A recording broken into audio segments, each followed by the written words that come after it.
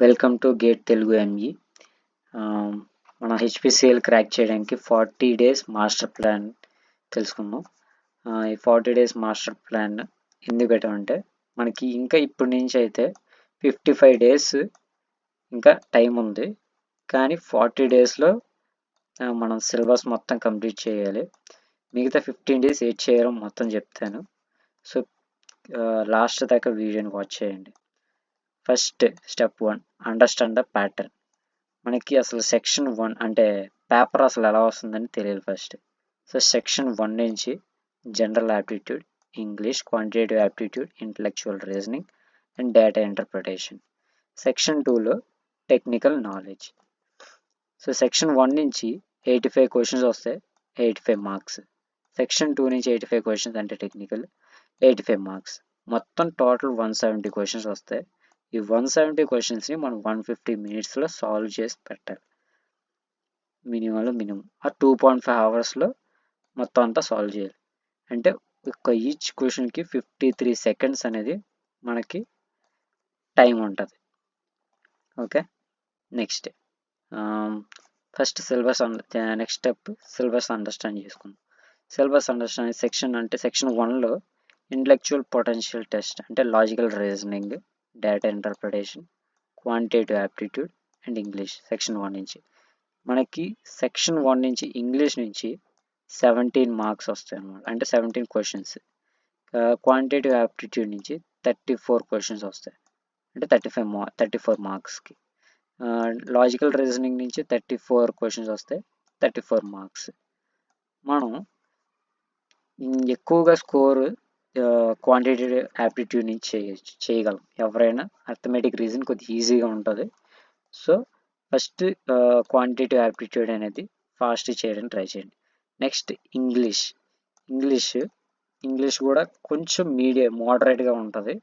So and ఏంటి అంటే చెయ్యొచ్చు కానీ టైం కన్జ్యూమ్ అన్నమాట English and logical reasoning. So మన టైం కన్జ్యూమ్ ఎక్కువ కాబట్టి ఫస్ట్ క్వాంటిటేటివ్ యాప్టిట్యూడ్ చేసేయండి. దాని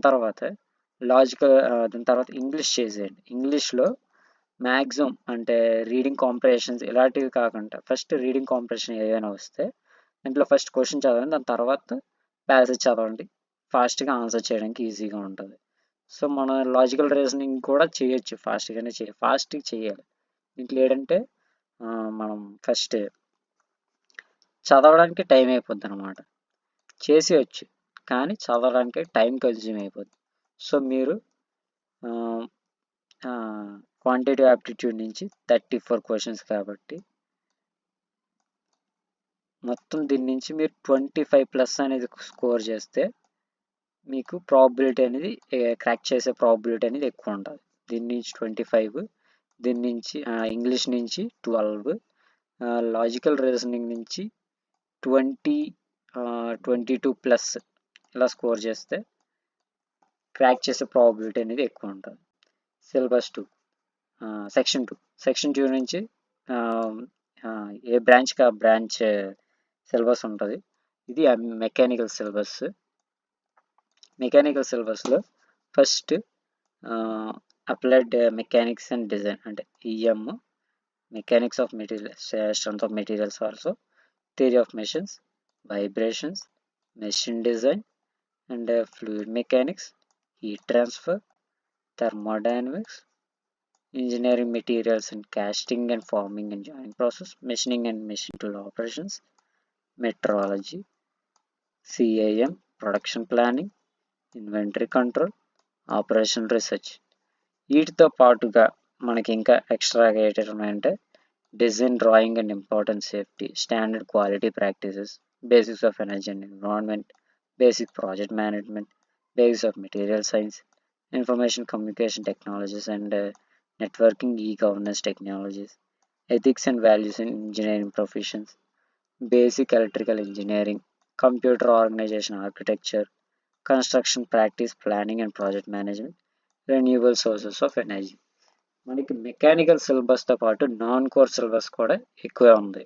సో మనం మీకు ఫస్ట్ మన మెకానికల్ సిలబస్ని ప్రయారిటైజ్ ఏటేటి చేయాలో చెప్తాను. ఫస్ట్ మనకి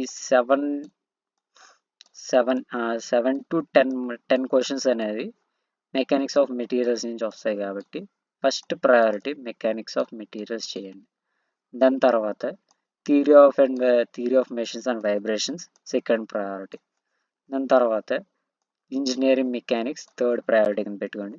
దాని తర్వాత మెషిన్ డిజైన్ ఫోర్త్. దాని తర్వాత థర్మోడైనమిక్స్ 6. దీని నుంచి కూడా వస్తాయి క్వశ్చన్స్ అనేవి చాలా ఈజీగా వస్తాయి. 6th. 7th అనేది హీట్ ట్రాన్స్ఫర్ పెట్టుకోండి. దాని తర్వాత ఫ్లూయిడ్ మెకానిక్స్ 8th. దాని తర్వాత మొత్తం మనకి material manufacturing and industry material manufacturing అనేది 9 కింద పెట్టుకోండి. 9.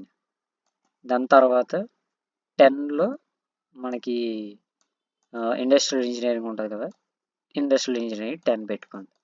వీటితో పాటుగా మనకి నాన్ కోర్ సిలబస్ కూడా మనం ప్రిపేర్ అవ్వాలి. నాన్ కోర్ సిలబస్ నుంచి కూడా మనకి మ్యాక్సిమం 85 క్వశ్చన్స్ నుంచి 25 క్వశ్చన్స్ అనేవి వీటి నుంచి 20 క్వశ్చన్స్ అనేవి వీటి నుంచి కూడా వస్తాయి అన్నమాట. సో 20 క్వశ్చన్స్ దీన్ని కూడా నెగ్లెక్ట్ చేయండి అలాగని పట్టుకోవడం కూడా చెప్పట్లేదు. తెలుసుకోండి. వెరీ ఎక్కువ డెప్త్ వెళ్ళకుండా మినిమం బేసిక్ లెవెల్ మొత్తం అన్ని లైట్గా కవర్ చేసుకోండి. దీని నుంచి ఈ నాన్ కోర్ సిలబస్ మీకు ఎక్కడ దొరకదు. సో నేను ఈ యూట్యూబ్ వీడియోస్ చేసి పెడతాను. సబ్స్క్రైబ్ చేసుకోండి.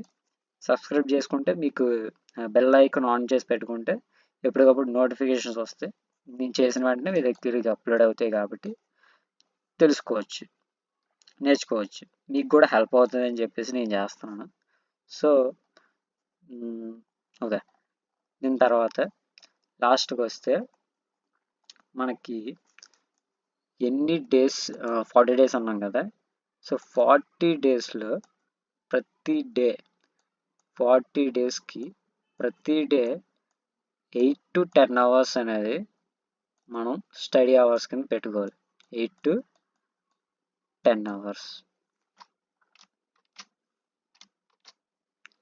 8 to 10 hours అనేది స్టడీ అవర్స్ కింద పెట్టుకోండి. అంటే స్టడీ అంటే ఓన్లీ స్టడీయే కాదు, ఎంసీక్యూస్ కూడా ప్రాక్టీస్ చేయాలి. ఎంసీక్యూస్ ప్రాక్టీస్ చేస్తేనే మీకు ఏంటంటారండి లాస్ట్కి మీకు బర్డెన్ అవ్వకుండా ఉంటుంది. బర్డెన్ అవ్వకుండా ఉంటుంది. మీకు స్టార్టింగ్ నుంచి క్రాక్ చేయడం వల్ల ఒక నోట్బుక్ అనేది కూడా ప్రిపేర్ అవుతూ ఉంటుంది ఎడిట్ చేయాలని చెప్పేసి. 8 to 10 hours స్టడీ మీకు చెప్తాను చూడండి. ఫస్ట్ 2 to 3 hours అనేది కోర్ సిలబస్ కింద పెట్టుకోండి. ఫస్ట్ 2 to 3 hours అనేది కోర్ సిలబస్ పెట్టుకోండి. వీటితో పాటు కోర్ సిలబస్ చదువుతుండే అంటే కోర్ సిలబస్లోనే చదివిన తర్వాత మనకి ఎంసీక్యూస్ కూడా ప్రాక్టీస్ చేయాలి. ఎంసీక్యూస్ అనేది మస్ట్ అండ్ షుడ్. ఇవి నెగ్లెక్ట్ చేస్తే మీరు అసలు క్రాక్ చేయలేరు. దాని తర్వాత నెక్స్ట్ ఇంకో 2-3 hours నాన్ కోర్. మనకి నాన్ కోర్ అంటే BEEE ఇవన్నీ ఉన్నాయి కదా, వాటి కోసం ఎంసీక్యూస్ ప్రాక్టీస్ చేయండి. దాని తర్వాత మిగతా 2 hours 2 to 1 hour 2 to 3 hours maybe aptitude, logical reasoning, these are all. Okay. ఇవి కూడా చేయడం వల్ల మనకి 85 క్వశ్చన్స్ ఉన్నాయి చూసారా, 85. సో మనం యాప్టిట్యూడ్ని కూడా వదలకూడదు. సేమ్ వెయిటేజ్తో మొత్తం అంతా మనం ఒకే దీని కింద చేస్తే క్రాక్ చేయడానికి చాలా ఫాస్ట్ అవుతుంది. సో మీరు ఫస్ట్ కోర్, దాని తర్వాత నాన్ కోర్, దాని తర్వాత నాన్ టెక్ అంటే యాప్టిట్యూడ్ అనమాట. ఇవన్నీ చేసి డైలీ 8 to 10 hours స్టడీ కింద పెట్టుకోండి.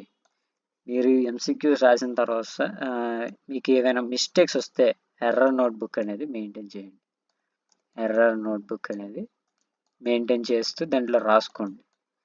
రాసుకోవడం వల్ల లాస్ట్కి మీకు యూజ్ అవుద్ది. లాస్ట్లో రివైజింగ్కి ఎర్ర నోట్బుక్కి ఎక్కువ యూజ్ అవుద్ది. ఓకే, 40 డేస్ అనేది అయిపోయింది. 40 డేస్ అనేది మనకు అయిపోయింది.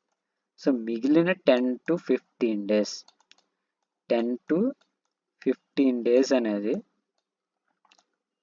అసలైన ప్రిపరేషన్ లెక్క వస్తుంది అనమాట. 10 to 15 డేస్ అనేది test series, only test series మాత్రం. Test series revision, only test series revision మాత్రమే చేయాలి. దీంట్లో మళ్ళీ మీరు న్యూ టాపిక్స్ ఏమైనా నేర్చుకుంటే అస్సలు బుర్రకెక్కదు, ముందే చెప్తున్నాను. వెరీ ఫాస్ట్గా దీంట్లోనే కంప్లీట్ చేసేయచ్చు. అంటే 40 డేస్లో కంప్లీట్ చేసింది మొత్తాన్ని రివిజన్ చేస్తూ టెస్ట్ సిరీస్, పీవైక్యూస్ అంటే previous year question papers, previous year question papers చేయడం వల్ల మీకు ఏ సెక్షన్ నుంచి ఎన్ని మార్క్స్ అనేది మనకు వస్తుంది, అంటే పేపర్లో వస్తుంది అనేది మీకు తెలుస్తుంది. ఓకే, 10 to 15 డేస్ అనేది టెస్ట్ సిరీస్, పీవైక్యూస్. వీటితో పాటు చెప్పాను కదా, ఎర్ర నోట్బుక్ అనేది ప్రతి సబ్జెక్ట్కి, ప్రతి ప్రీవియస్ ఇయర్ క్వశ్చన్ పేపర్కి పెట్టుకోవడం వల్ల మీకు క్వశ్చన్స్ అనేది ఎక్కువగా వస్తాయి. ఆ క్వశ్చన్స్లో నుంచి మీకు ప్రీవియస్ ఇయర్ నుంచి ఒక ప్యాటర్న్ తెలుస్తుంది. కాబట్టి ఆ ప్యాటర్న్ నుంచి మీరు క్రాక్ అంటే టెస్ట్ ఎగ్జామ్ రాసేటప్పుడు మీకు ఈజీగా ఫాస్ట్గా చేయడానికి అవుతూ ఉంటాయి అన్నమాట. Okay, that's all. సో ఇది 40 డేస్ మాస్టర్ ప్లాన్. చెప్పాను కదా, మనకి నాన్ కోర్ నుంచి ఏవే ఉన్న సిలబస్ మొత్తం నేను కవర్ చేయడానికి ట్రై చేస్తాను, వీడియోస్ పెడతాను. మీరు సబ్స్క్రైబ్ చేసుకుంటే మీకు వస్తుంది. ఓకే, నెక్స్ట్ ఏంటంటే ఈ వీడియో కొద్దిగా లైక్ చేసి పెట్టండి. ఈ వీడియో కొంతమంది రీచ్ అయితే వాళ్ళకి కూడా తెలుస్తుంది అనమాట, మన మెకానికల్కి ఏవేవి మిగతావి ఏవేవి ఉన్నాయో అవన్నీ వీడియోస్ వాళ్ళు కూడా నేర్చుకుంటారు కదా, కొద్దిగా హెల్ప్ చేసినట్టు ఉంటుంది. Okay, thank you.